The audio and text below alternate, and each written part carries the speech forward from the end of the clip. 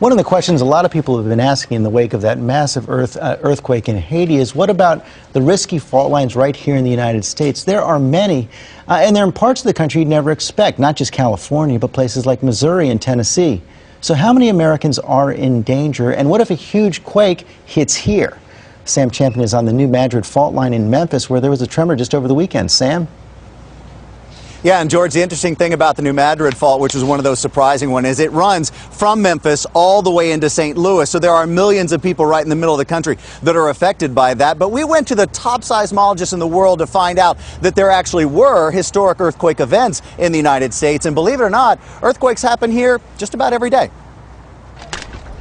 The thing with earthquakes is it's location, location, location. So as we saw with this devastating earthquake down in Haiti, that was a magnitude 7 rupture, but more to the point, it was directly underneath very large population. Just like California, where most Americans may think all our earthquakes are centered.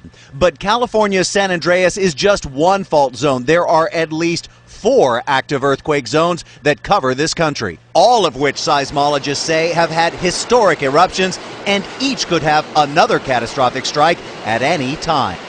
Earthquakes are a national hazard, and it's in these areas away from California, away from the places we think about, where there can be some of the greatest risk. What about America's heartland? We're on the second most active fault in the country, and that's the New Madrid fault. It runs from St. Louis to Memphis, and this is Reelfoot Lake, 16 miles long and created 200 years ago by what is still today the most powerful series of earthquakes in American history. It happened nearly 200 years ago on the morning of December 16th, 1811. An estimated 7.5 on the Richter scale. It was followed by a series of 2,000 aftershocks over the next 5 months, some measuring 8.0 and felt as far away as Boston. New Madrid is the biggest fault line east of the Rockies. It extends 120 miles through 5 states, cuts across the Mississippi River in 3 places, and slices the Ohio River in half. Even now, the area averages a tremor every other day. A major earthquake here would affect 15 million people in 7 different states. Do we think there's a big earthquake on the way for this zone? Yes, we have a history of large earthquakes that have occurred here at least over the last 1,500 years, about every 500 years.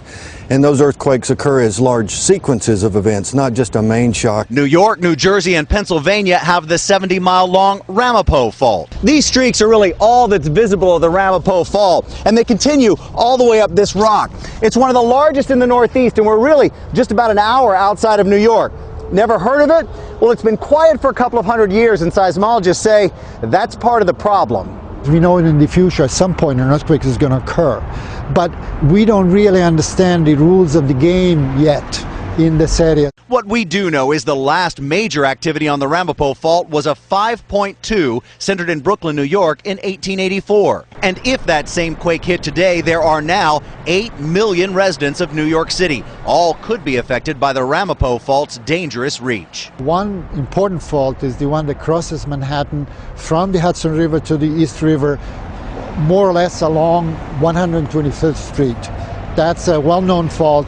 There are tunnels constructed for the water and for the subway lines underneath that cross this fault. And of course, there are 2 other hot spots. One, a subsidence zone that's just off the Pacific Northwest coast. It's in the water, but it's pretty active all the time. And the granddaddy of them all is the San Andreas fault. There are thousands of earthquakes there every year. George? Hey, Sam, thanks very much. That was fascinating, Sam. Thank you. You said your girls were asking you this weekend about earthquakes? You know, very natural fear. They see all these pictures. They wondered, can it happen to us? Can it happen here? I had been talking to Sam on Friday, so I knew a little bit about the RAMAPO fault. We have a lot more information on our website at abcnews.com.